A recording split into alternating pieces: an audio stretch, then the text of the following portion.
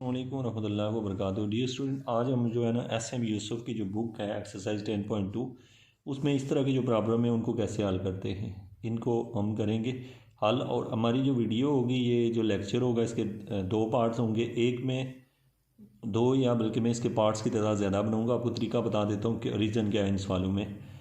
असल में जो ये वाली साइड हल होती है उन सब के तरीके तो आपने पिछली एक्सरसाइज में देख लिए। जो जो लेफ़्ट साइड होती है इसको कम्प्लीमेंट्री सोल्यूशन कहते हैं। जो इधर वाले को हल करते हैं ना तो इसको हम पार्टिकुलर सोल्यूशन कहते हैं। कम्प्लीमेंट्री सोल्यूशन निकालने के लिए हमें क्वाड्रेटिक फार्मूला या सिंथेटिक डिवीजन आनी चाहिए, लेकिन पार्टिकुलर सोल्यूशन निकालने के मुख्तलिफ तरीके होते हैं। इस एक्सरसाइज के अंदर ऐसी ज़बरदस्त किस्म की टेक्निक्स यूज़ हुई हैं जिनसे ना हम आसानी से सीख भी लेते हैं और बहुत ज़्यादा सवालों पे ये यूज़ भी होती हैं। ठीक है, अब आप किसी भी लेवल के स्टूडेंट है, कहीं भी डिफरेंशियल इक्वेशन पढ़ रहे हैं, तो ऐसा कोई भी सवाल जब आएगा तो याद रखें इधर से अगर सवाल बदलता है तो कोई इशू नहीं है। असल में इधर क्या दिया होता है उसकी वजह से सवाल डिपेंड कर रहा होता है। अब सवाल की किस्में हैं, देखें जिस तरीके से ये सवाल होगा वैसे ही ये भी हल होगा, क्योंकि ये वाला और ये वाला पार्ट इसका वैसे ही हल होगा। अब सवाल की टोटल इस एक्सरसाइज में टोटल 4 सवाल हैं। एक वो सवाल जिनमें एक्सपोनेंशियल आया हो, एक वो सवाल जिनमें साइन या काज आया हो, वो एक ही तरीके से हल होते हैं, और एक वो सवाल जिसमें जुड़ के आया हो ई की पावर एक्स और साथ में साइन या काज, ठीक है, या हाइपरबोला। ये सारे जितने सवाल होते हैं इनको हल करने के टोटल, ये हाइपरबोला वाला जो होगा इसको हम पहले एक्सपोनेंशियल में कन्वर्ट कर लेते हैं एक फार्मूले से और यही सवाल बन जाता है। तो मतलब ये कि आपसे को पूछता है 10.2 और 10.1 में क्या डिफरेंस है, तो 10.2 में यहाँ पे 1 में 0 आता है, इसमें कोई ना कोई कीमत दी होती है इस साइड के ऊपर। ये हायर ऑर्डर डिफरेंशियल इक्वेशन इसलिए कहते हैं, या डी की ताकत 2 है, कहीं 3 है, कहीं 4 है, कहीं भी खाली डी नहीं आया हुआ, इसलिए इसे फर्स्ट आर्डर नहीं कहते बल्कि सेकंड आर्डर या हायर आर्डर का नाम देते हैं। ठीक है, तो ये सवाल है। नीचे भी सवाल दिए हुए हैं, ये हम इलादा पार्ट में डिस्कस करेंगे। इनमें से बीच बीच में से हम एक एक सवाल लेंगे, उनको हल करेंगे, और ताकि ये हो कि आप इन टेक्निक्स को सीखें। और फिर उसके बाद मैं इस पूरी एक्सरसाइज का सोल्यूशन इंशाल्लाह आपके साथ शेयर करूंगा इसी लेक्चर के साथ। जो भी सीरीज़ है ABC करके आप सारे देखें तो आपको इसकी समझ आ जाएगी। अब स्टूडेंट आप ज़हनी तौर पे तैयार रहें कि पहले हिस्से में हम ई की पावर एक्स वाले सवाल जो होते हैं उनको हल करना सीखेंगे, चाहे वो ये हो। फिर साइन वाले सीखेंगे, साइन या काज वाले एक ही दफ़ा में एक ही तरीके से हल होते हैं, और फिर जो मिक्स होते हैं उनको हम कैसे हल करते हैं। ये 3 तरह के तरीके हम इनको पार्ट वाइज देखेंगे। फिर उसके बाद जो होता है एक इधर से सवाल ले लेंगे, ये वैसे ही हल होगा, सिर्फ इसके साथ इनिशियल कंडीशन दी हुई है, तो इसको भी हम देखेंगे। तो इस तरह करके ये हमारी एक्सरसाइज जो है उसका सोल्यूशन आपको यहाँ पे मिल जाएगा इस चैनल के ऊपर। तो अब हम शुरू करते हैं क्वेश्चन को सॉल्व करने के लिए, कैसे ये इस तरह के सवाल हैं तो कैसे हल करते हैं। तो स्टूडेंट याद रखें कि इस लेक्चर में हमने जस्ट एक्सपोनेंशियल वाले जितने भी सवाल होंगे जिनकी दूसरी साइड पे एक्सपोनेंशियल चाहे किसी भी किस्म का हो, उनकी हम यहाँ पर इस वीडियो को हम कंप्लीट वॉच करेंगे तो हम सीख लेंगे। तो आपने एक एक तरीके को एक एक पार्ट में देखना है। सबसे पहले देखें स्टूडेंट, अगर मुझे यहाँ पे कोई कहता है कि इस सवाल को हल करो, तो ये हायर ऑर्डर डिफरेंशियल इक्वेशन का सवाल है, मैं इसको कैसे करूँगा हल। पहले देखें आपने क्या करना है कि जो ये सवाल दिया हुआ है ना, मैं पहले दोबारा से ऐसे लिखना है, देख के जैसा सवाल दिया हुआ है आपने उसको यहाँ लिख लिया सोल्यूशन लिख के। ठीक है, ओके।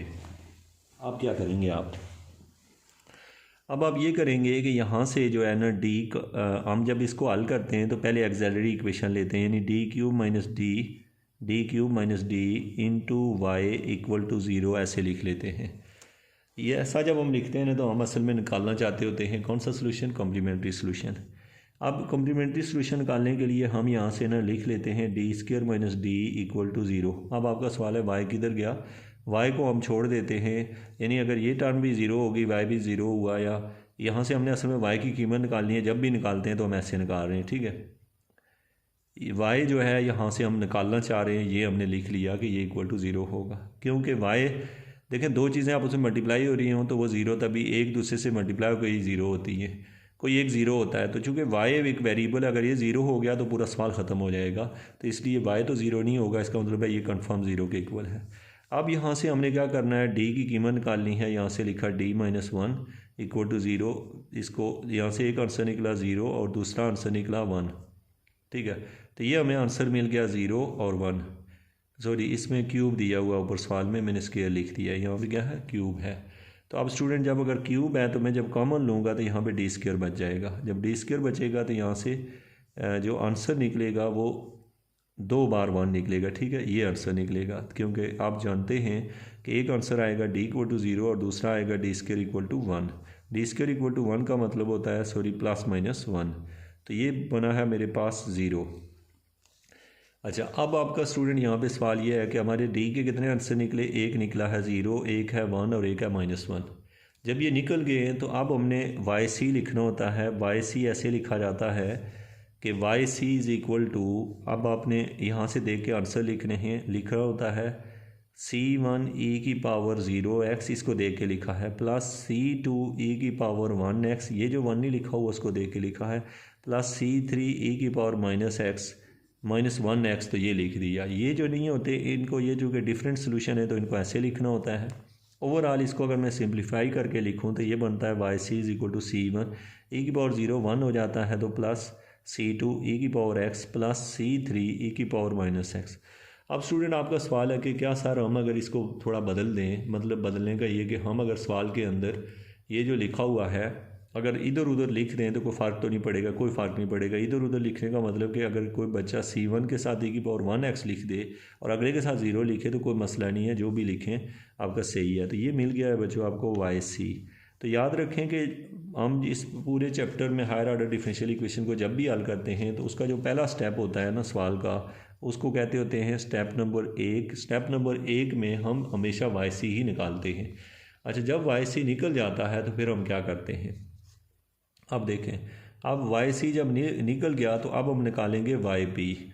ठीक है, तो क्या निकालने लगे हैं, वाई पी। वाई पी निकालने का क्या तरीका होता है, जो भी हमें आंसर मिलते हैं यहाँ पे हम लिख देंगे 1/d³ माइनस डी, ठीक है, और 1/d³ माइनस डी इंटू ई की पावर x, इस चीज़ को कहते हैं वाई पी। अब याद रखें ये कैसे लिखा है, यहाँ पे जो कीमतें लिखी हुई हैं d³ माइनस डी, उसको यहाँ लिख दिया और यहाँ पे जो लिखा होता है ऐसे लिख देते हैं।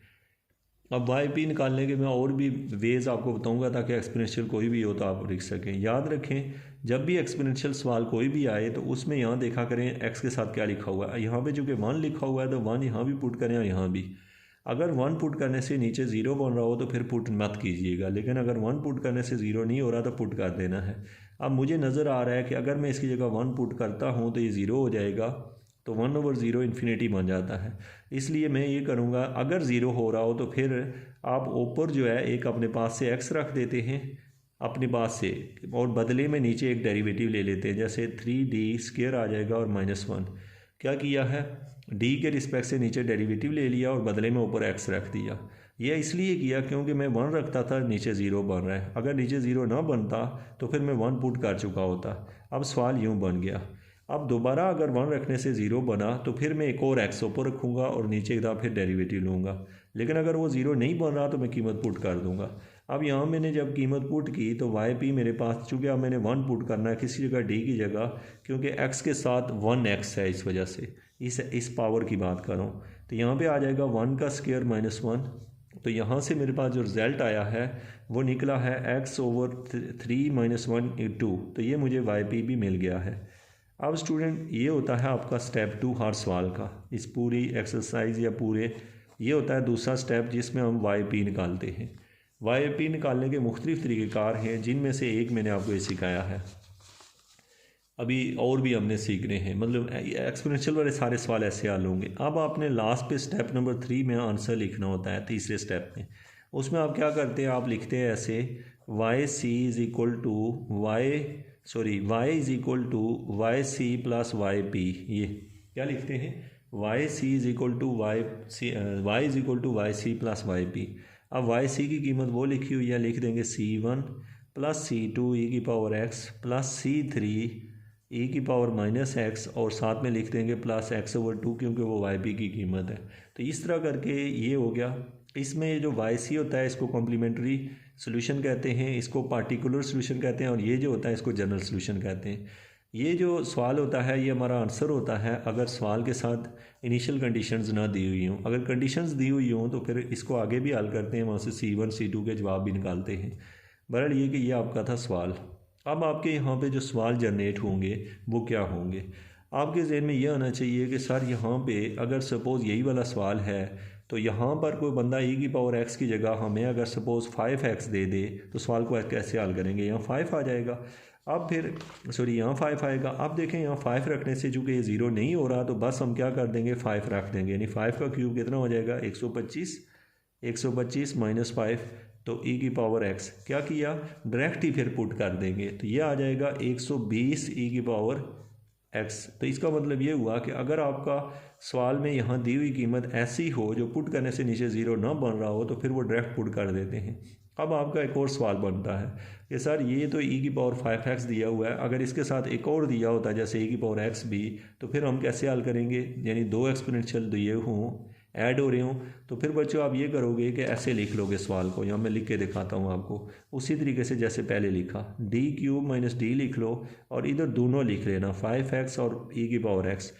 अच्छा जब ये लिखते हो तो इनको ब्रैकेट में लिख लिया करो ताकि समझो कि ये जो हो रहा है ऑपरेट ये दोनों के ऊपर हो रहा है।